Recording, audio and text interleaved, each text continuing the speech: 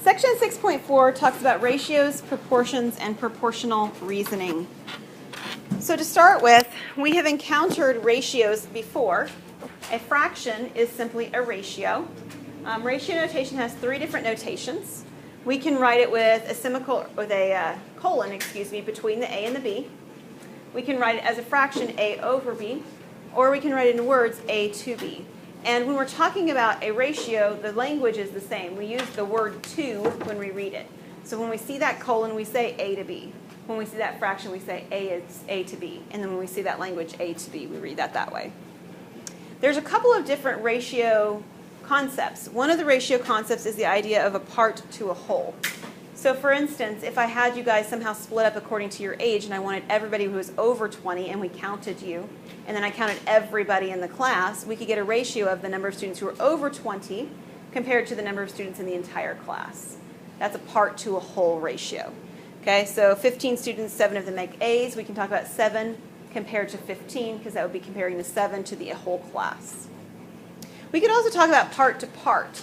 So instead of taking the ratio that I gave an example of before of the number of students who are over 20 to the whole class, we could do the number of students who are over 20 compared to the students who are 20 and under, okay, the other portion. Or in this example, if we talk about the students that there are 7 of them that make an A and 15 in the class, then that means that there are 8 that didn't make an A, right? So instead of comparing 7 to the 15, we can compare 7 to the 8. So we're comparing those who did something compared to those who did not do it. So you're comparing a part to a part in the class in this example instead of comparing the part to the whole of the class. So taking as an example, the ratio of boys to girls is 2 to 3. What is the ratio of boys to the whole class?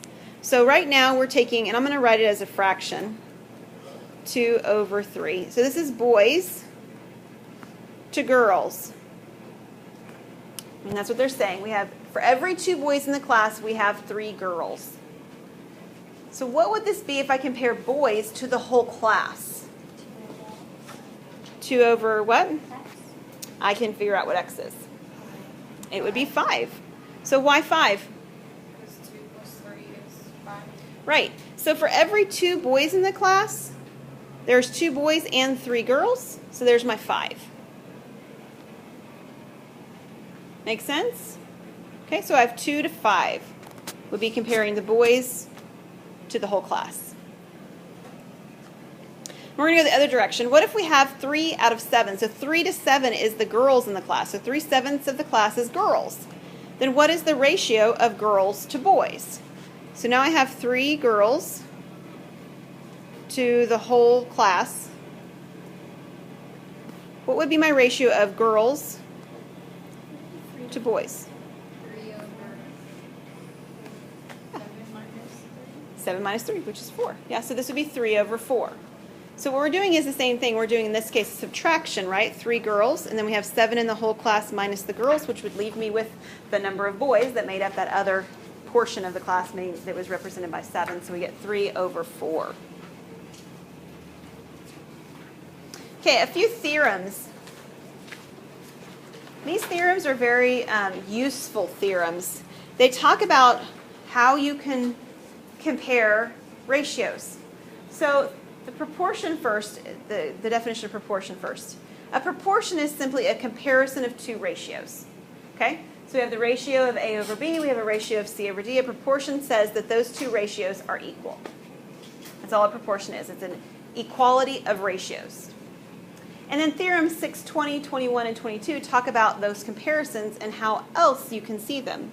So for instance, on 620, it tells you that if you have A over B and it equals C over D, so a ratio that is set equal, a proportion, in other words, you have a proportion, then that proportion will be equal. Those 2 ratios will be equal if you can cross multiply, right? And we've seen this one before, right? You have the ability to say that these 2 fractions are the same if you multiply across the diagonals. So if AD equals BC, then A over B equals C over D. Okay, we've used that one already. The next 2 we haven't used, but they're really nice. The first one is saying, 621 is saying that if A over B equals C over D, and if you flipped both fractions upside down, they'd still be equal. And you should be looking at it and going, well, yeah, right? I mean, like that didn't look any different. And if you think about it in terms of the last theorem, the reason it works also is that if you take a look at the cross multiplications, you get the same crosses, don't you? You get AD on one of the cross, and you get BC on the other diagonal cross, just like Theorem 620 did. The next one, you might be going, really? Because it looks a little different. 622 says, again, starting on the same way, A over B, C over D. All that's the same, okay? This one's actually saying that instead of switching, like flipping them upside down, you could actually switch the location of the C and the B and end up with the equivalent ratio. It would stay the same.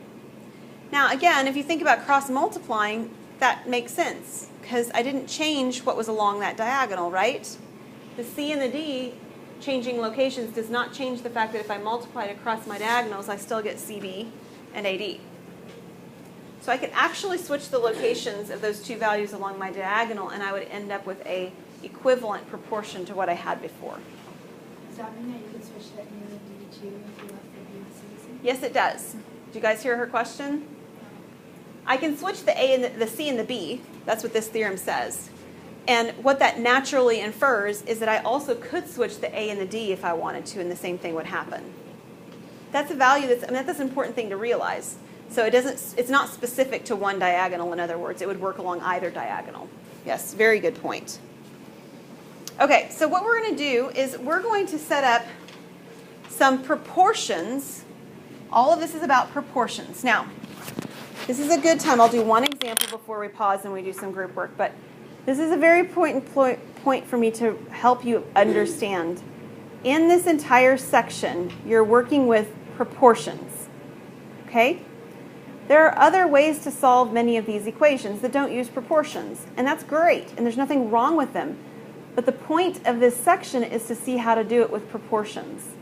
And even if you're not a super big fan of proportions, proportions are really easy for kids to understand because they're able to put things into an equation in a way that they see. It's very visual, okay? So we're working, every single problem you're working on is going to have a proportion as a portion of finding its solution. Okay, so if you found yourself creating something that doesn't look like a proportion, then you've done something wrong. Okay, there's something else, there's another way to do that problem. All right, so here's an example. Jim found out that after working for 9 months, he had earned 6 days of vacation time. The question is, how many days per year does he earn at this rate? So what we have to do when we're working with these problems is we have to ask ourselves what things are being compared. So somebody tell me one set of things compared. Months to days. Months to days. Okay, so we're comparing months to days.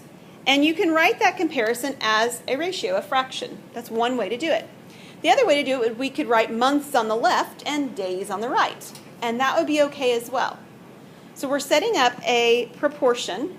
The comparison is going to compare 2 numerators and 2 denominators. So either I need months over days on both sides, or I need months along the top and, months along the top. That's what I was doing on this one. Months along the top and days on the bottom, or months on one side and days on the other side. Okay? I'll show you the other option of how you could set that up. But I want you to recognize there's not one setup that's right either. All right? There's plenty of ones that are wrong, so have no fear. You could definitely mess it up. But the point being that just because yours doesn't match somebody else's doesn't necessarily mean that you did it wrong. Okay? So if I compare months to days, let's start with what he found out. It says he found out after working for 9 months, he'd earned 6 days.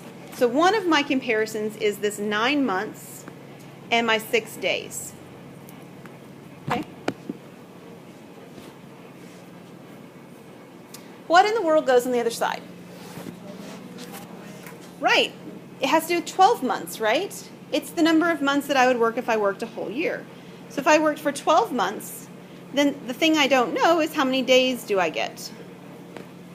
And I'm writing in the months and days language just to make sure that when you see it, they match. Okay, I'm going to drop it now. I'm not going to keep writing months and days and all of that as I go. But I just want to make sure that we're matching along every piece of the diagram, basically. All right, so if we go with this, we can actually cross multiply, right? So now I have 9x along my top diagonal. I'm using that theorem 620. And then the other diagonal says I can take 6 times 12. So what is 6 times 12? 72. Now what? Divide by 9. What do I get for x? 8. 8 what? 8 days per year. Yeah, 8 days of vacation per year.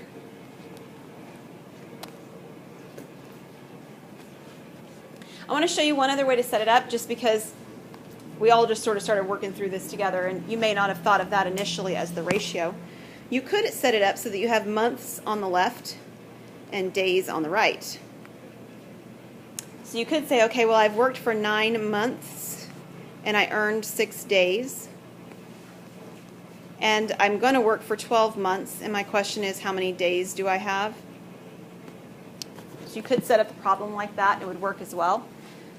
Take a look at this, though, in my second setup of my problem. Ignore the months, days business, and look at the numbers in the letter X. How do these ratios, this proportion, compare to the first one? What's changed? What's different? The 12 and the 6. The 12 and the 6 are in different places, right? The reason this works is because we had a theorem that said it could, didn't we? That last theorem, 622, said that I could switch along my diagonal and it wouldn't change the fraction. It wouldn't change the proportion anyway, right? So that you can actually see that that happens, and it really depends on how you see and view setting up the problem. All right, we'll stop that one there.